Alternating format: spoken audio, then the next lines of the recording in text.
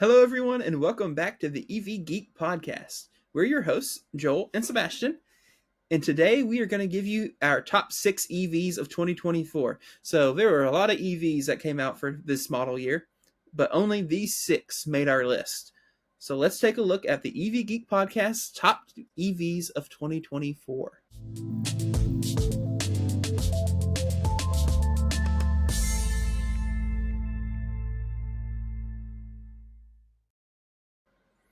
All right, so as mentioned, we have 6 EVs on our list. These are all new EVs for 2024 that have gone on sale this year or went on sale as a 2024 model year. So Joel, why don't you go ahead and give us our first one?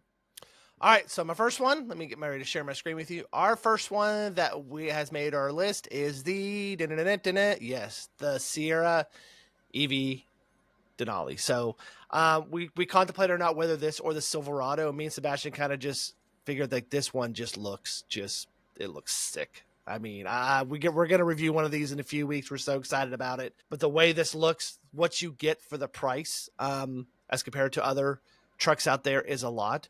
So it's hard to hate, man. I mean, this is an exciting truck, and I'm like how GM took their time and came out with trucks that were good and had big batteries that you could use for towing. So it has a big ass battery, 220 kilowatt battery pack, 460 miles of range, and you're still probably going to get close to 400 towing. I mean, 370, 400 towing. So even towing, you're going to get a whole lot of range. Awesome looking interior, awesome looking exterior. So just all around, just a really cool EV. You know, the one thing you have to gripe about is the price.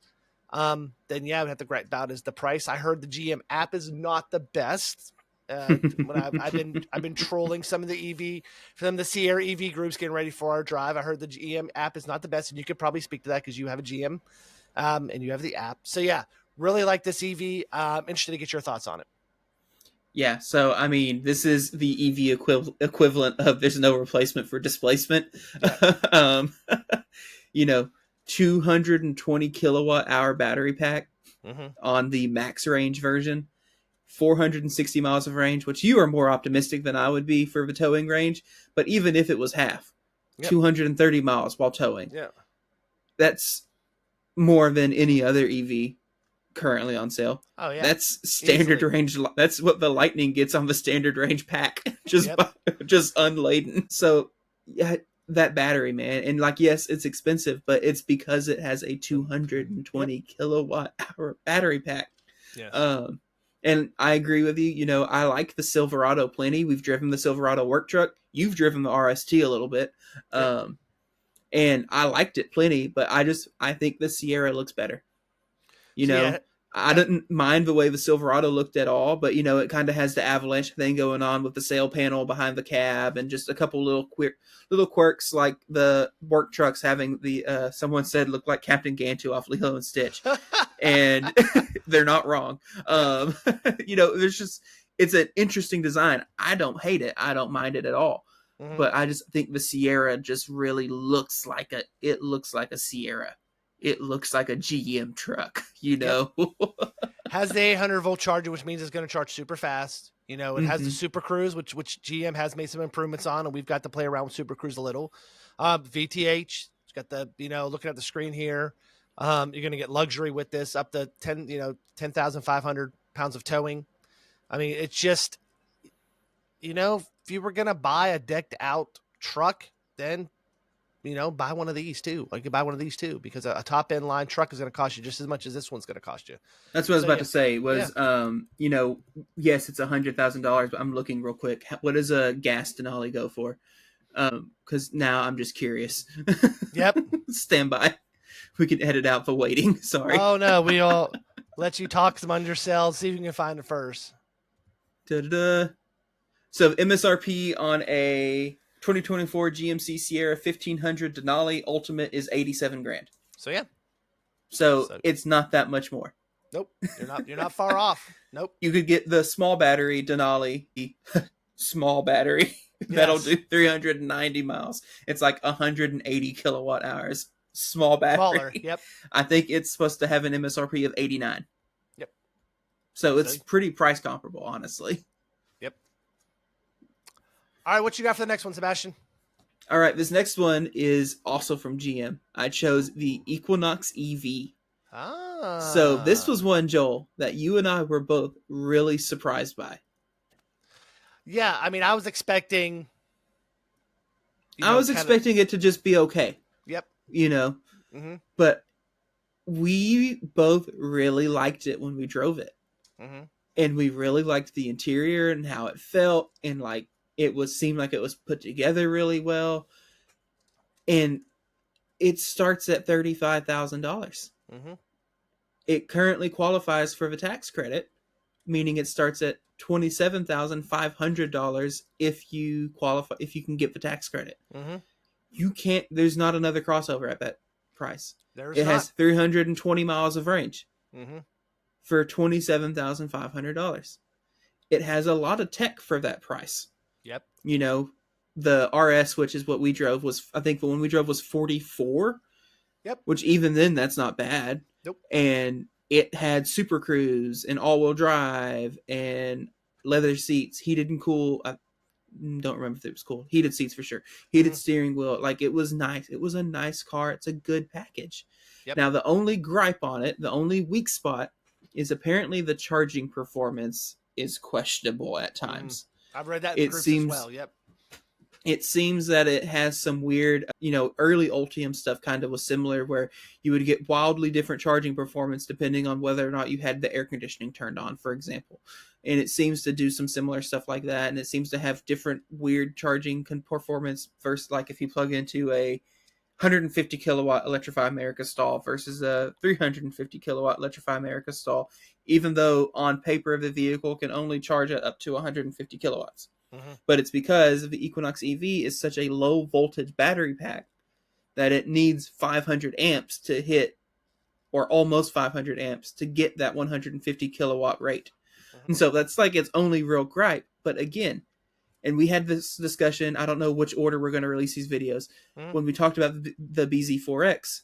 It also has questionable charging, and we give it so much crap for it, but the BZ4X starts at almost $50,000. Yep. It starts at almost double the price of the Equinox. And the Equinox doesn't limit you to how many times you can fast charge during the day either. Yeah. And so it's like, I can forgive the charging performance on it because you can get it for $27,000. Yes. Like, and I think at that price, I think either of you, if we were in the market and could get one at that price, I think both of us would do it. Yeah. I mean, it'd be a second car to me. My wife has the EV6. We could take that on trips. We only make 1 or 2 trips a year, so charging is not that big a deal for me. I mean, if you're not charging, if you haven't had a home charger, perfect car, perfect price for what you need to do. Totally agree. I like the look. I like the styling of it. I thought it was going to be a lot smaller than it actually was, but sitting in it, it was not. It was comfortable. It was quiet. The tech was fine. I mean, I didn't have any really big gripes about it for the price. So, yeah. And for me too, just to keep hounding the price thing. GM, when it launched too, was immediately doing a lot of actually decent incentives, especially, so I'm a Chevy Bolt owner. Mm-hmm. So it seems like this would honestly be a logical step for me. And GM was doing incentives for that. They were doing like $3,000 off MSRP if you were trading in a Chevy Bolt. Yep. I was seeing stuff in the Facebook groups about this where people were getting them for 25. Yeah. That's insane. That's crazy. Anyway. Yep. All right, next on the list for me is a car that's been out for a while, but had a nice refresh in 2024, and that is, make sure we're doing the right model. Yes, it's the Tesla Model 3, as what they call the Highland. So Tesla updated this car, tweaked some things on the outside, tweaked some things on the inside. I'll kind of share the screen here and show you what it looks like. So yeah, so they got to so some of the things they kind of changed the front the bumper a little to make it more aerodynamic. Tweak the suspension a little, which they needed to do because the old Model 3s had horrible suspension. The current Model Ys have horrible suspension. So they made it a lot quieter on the inside, which was nice because of all the EVs that we have driven. The Model 3 is the loudest on the inside. The Model Y is one of the loudest that we drive. It does qualify for $7,500 a year tax savings. So look, you're starting at 42 minus $7,500. So it's a good buy for this car. Sebastian, you got to really drive it. I'm kind of hearing your opinion because you don't get to play with Teslas a lot. So you got to drive one. So what did you think about it? Yeah, so I was really impressed with the one we drove. I'm trying to remember, was the one we drove the standard range that's no longer available, or was it a long range? I think it Do was you a long remember? range. I think it was a Was it long a long range. range? Okay, Yes. Yeah. I just couldn't remember. Yeah. Um, and so 30, it's again that one starts at 35 grand after tax credit, Mm-hmm. and you're getting 363 miles of range. Yep. At the point we drove, or I drove a Model 3 Highland for the first time. I at that point had never driven a Model 3. Yes. And Model 3 so Virgin. and so I was blown, like I was super impressed by it. And then like 2 weeks later I drove a 2021 Model 3 standard range, and I didn't think it was bad, Yeah. but it was nowhere near as good. Yeah. Yep. Like it was noticeably worse. And I know people that have come to that same conclusion, that have moved on from a first gen, quote unquote, Model 3 to a new Model 3, a 2024. And they're like, oh, wow, this is like, there's not any gigantic improvements that I can Nope. tell. But they tweaked and fixed so many little things That was the problem. that it makes it like a whole different car. Yep. I mean, just getting in with the ambient lighting, you know immediately how much quieter it drives, how much smoother it rides. It's more efficient, it's more aerodynamic. I mean, looking at it, you probably wouldn't see much difference as an older model, but it's there. You know, they tweak the interior. You know, with Tesla, you're going to get great softwares. So, I mean, it's the reason why this is one of the top selling EVs. You know, Yeah. because compared to the Model Y, it just makes sense. I mean, it checks off all the boxes that you want, but it's also with Tesla's also a very polarizing car. People either love them or hate them. So yeah. Yeah. And so going to the complete opposite end of the price spectrum, but still a really, really good new EV. Yep. The refreshed Porsche Taycan, Which whatever. was already great. So it was already a great EV, it seemed like, and they've somehow made it better. Like, it's hard to put into perspective how far ahead of other EVs the charging performance on this is. Mm-hmm. Actually, it's not that hard to put in perspective. What did it beat? You know, they did out of spec did the i90 Surge. It got first place. I don't remember what it beat the Model 3 by. I don't remember how much time, but it wasn't small. No, hour, 2, 3 hours, something like that. I forget. Yeah. Yeah. Yeah. But, you know, its magic trick is that it will hold 300 kilowatts or kilowatt over to 60% state of charge. Mm-hmm. That's insane. There is no other EV on the market currently that does that.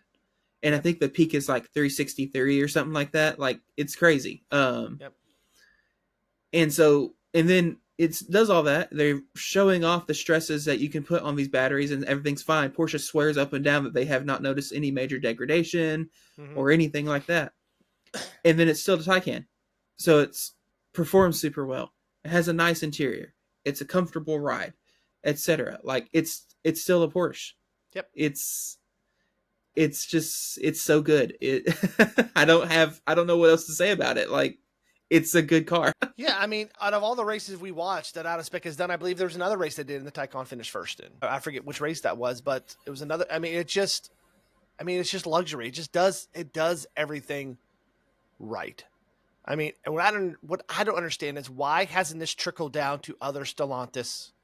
I mean, other vehicles from the Volkswagen Group. Sorry, think about to the Volkswagen Group, because if you look at the Volkswagen, a lot of that they're missing a lot of its stuff, and Porsche's part of the Volkswagen Group. Why haven't they sent some engineers over to Volkswagen and said, "Hey, let's fix this for you"? So it's just weird. You can make a car like the Porsche that's so good, and make a car like the ID4, which is just so bad. So yeah, I don't get it. So yeah, great car. I want to drive, and we sat in one at Electrify Expo. Look at the shirt. It's just. I mean, if someone gave me $100,000 and said pick any car, it'd be the Taycan. So yeah. Yeah. All right. So another one on our list that we love, we just got done reviewing. So if you pop over to our channel, actually these last two we just got done reviewing. If you pop over to the last channel, is the Kia EV9. So I was a little bit cautious about this car. I'm an EV6 owner, so there's some quirky things that I have there's some things I don't like about my EV6, and I think they kind of maybe solved them a little bit with the EV9. So the first thing is with the EV9s, with Kias, you get great charging speed. So 10 to 80%, 24 minutes, which you're thinking, wow, but this car's got a big battery on it. I forget how big the battery is. 110 kilowatt. I forget with It's batteries? 99, I 99. think. So yeah. 99. So yeah, estimated range of 304 miles, you know. So you get anywhere from 270 to 304, which is decent, which is good for a three-row, SUV. There's not a lot out there. So if you need a family hauling, EV SUV, it's basically this, the Rivian. I don't count the Model X because that third row to Model X it serves no purpose. But basically, I mean, you could put like a 2-year-old back there, and that's about it. But yeah, this was so quiet, so nice. I mean, it was smooth. Kia's offering stupid incentives now. The one we saw was like 14. I forget how much off. Was it 12,000 off? I forget. It was something crazy. I know Yeah, MSRP was 75 and it was being 57. sold for like 57, Yeah. 56. Yeah. And that was the land. That was almost the top of the line model. So, I mean, plenty of room. I believe that third row has more room than the Rivian R1S. But yeah, there was just so many nice things, quiet, comfortable. I mean, we didn't want to give it back. We actually got it twice because we messed up filming and we had to go get it back again. So I kind of had it for Oh a couple. no. I kind of had it for a couple extra hours, and Sebastian was kind of upset with that. But yeah, it was kind of cool to take my family around it. But it was just a really great EV, and we kind of really like what Kia and Hyundai are doing with their EVs. So great charging. Tech is getting better. That was one of their weak spots. It's getting better. But so, I mean, yeah. So the reclining seats, the just everything, I just really liked it. Yeah, so I mean, I agree with you completely on that. It rode super well. It Mm-hmm. was so quiet. It drove smooth, like when you accelerated and stopped and everything. Like it just felt good to drive, Mm-hmm. especially knowing the size of the vehicle. It didn't really drive like a 3.0 SUV unless you were trying to do something crazy like throw it around a corner or whatever, Yep. which obviously is going to show its weight then. It was comfortable. The tech was fine. The tech was decent. It was definitely improved over what you were finding in the EV6 and the Ioniq 5. Not, or at least until they get the new CCNC, I think is what they're calling it, the infotainment system. HDA2 worked well. HDA2 has some quirks that Hyundai Kia are still working through and kind of iterating on. It did stuff like over-the-air updates, and all that was good. And I didn't know this until I started reading into it. Apparently, every trim level of the EV9 has heated and cooled front seats, So yeah, which my is wife. Yep. nuts. Yep. Kia puts Like, those things on even all their models. So yeah. yeah, and so it's a good package. Yep. It's a great package, and especially like you said, you can get them for pretty dang decent deals on them. And yeah, if you're in the market for a 3-row SUV and you're not like pining for a Rivian because you need that luxury experience or Yep. whatever, you should buy an EV9 and call it a day, and then save Yep. a few bucks and be super like have a great car.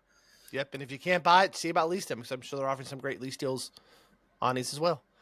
Yep. All right, Sebastian, the final one, another one we just recently reviewed, which we were pleasantly surprised with. Yeah, so this is a vehicle that I almost didn't put on the list, and then I realized that 2024 was actually the first model year for it, and I didn't know that. The BMW i5. So this is a car that not a lot of people talk about, not a lot of people probably care about. Yep. But Joel, you and I we both fell in love with this car. You did. Like immediately. Yes. It took like 4 seconds Yes. with us getting in it and like going like, "Oh, okay, I get By it." the time Yeah. we left the parking lot of the dealership, we're like, "Yep, we're not bringing this back. We're going to keep it." Yep, So, I yeah. get it. This makes Yeah. sense. Yep. Like, and when we went into it, we had no idea what to expect. Yep. Especially BMW's, German automaker. German automakers are typically kind of slow to adopt new things, whatever. Like, no idea. And it was great. Like, the ADAS was top notch. Mm-hmm. The driver's like auto lane changing, doing all of the capacitive wheel, wasn't super naggy. The interior quality was excellent. It's a BMW, that makes sense. Yeah. And it had lots of good features. But it was super high tech, and the infotainment system, when you first looked at it, was a lot because there was, Yes. oh my god, so many options and so much configurability. But at the same time, it's like, it's your car. You can set it up exactly how you want it. And I kind of love that. It charges pretty well. It's got, I think 205 kilowatts is what they quote the peak at. Yep. And the interior was, It was comfortable. The seats were Yep. cool. They like had all sorts of adjustment on them, and they would adjust when you changed drive modes and stuff. Like you noted when you put it in sport mode, you felt the bolsters on the back of the seat tighten up and squeeze Yep. you in. Yep. And like the heads-up display on it was amazing. Yeah, And it, I mean, the heads-up display was 3D and showed all sorts of stuff on it. The speed and some arrows, This one, it changed with the mode of the car, which was really cool. Or it changed with the gauge cluster. When you changed the gauge cluster, I believe, because you drove it, didn't that heads-up display change to match the so gauge you cluster? could change them independently of each other as well. Okay. And so like you could have on your gauge cluster, you could have like just like your typical stuff, and then your heads-up display, you could throw your navigation directions, and it would actually like overlay lines and stuff and show your lane changes and everything in the heads-up display. Yep. And it would like point you, telling you like up here at this distance, you're going to turn left. And it was in the heads-up display. And so like all that was super cool. So like the interior was excellent. And then it also drove excellent. Yep. And rode excellent. The suspension was smooth, but it was also still somehow sporty. Yeah. It had punchy acceleration, but not like, it wasn't like it didn't throw us back in our seats. Yeah. It wasn't like Model X or Model S. But we were also, we were in the rear-wheel drive model, not the M model, not the all-wheel drive model. So we were technically in the slowest version of it, but it was still punchy. It still felt good. And it was for a sedan. Sedans typically are louder because they sit lower to the ground, all that. It was quiet on the inside. Like it was compared so to the Ioniq good. 6, there's a whole different. I mean, you're comparing apples to oranges, but just by the sound of the Ioniq 6 compared to the i5, there's a lot. It's just a whole lot more noisier. But yeah, it was so nice. I kind of like the mood and relaxed settings, and depending on whatever mood you pick, it changed. It pulled cut the shades up, or it changed the lighting, or when you put it in relaxed mood, it cooled the car down for you automatically. Just intuitive things like that we weren't expecting to see, and it just kind of blew our mind away. So very, very pleased with the i5, and we're going to get a chance here to look at an i7 in a few weeks, so we'll kind of do a little comparison with those two. So pretty cool. Yeah. So there you have it. Our top 6 EVs of 2024. What do y'all think? Did we get it right? Is there something that should have made our list but didn't? We'd love to hear your comments and thoughts. Don't forget to, before you leave, to subscribe to our YouTube channel and tap that notification bell so you can get notified when new content comes out. We will see you all again on the next episode of the EV Geek podcast. So long, everyone.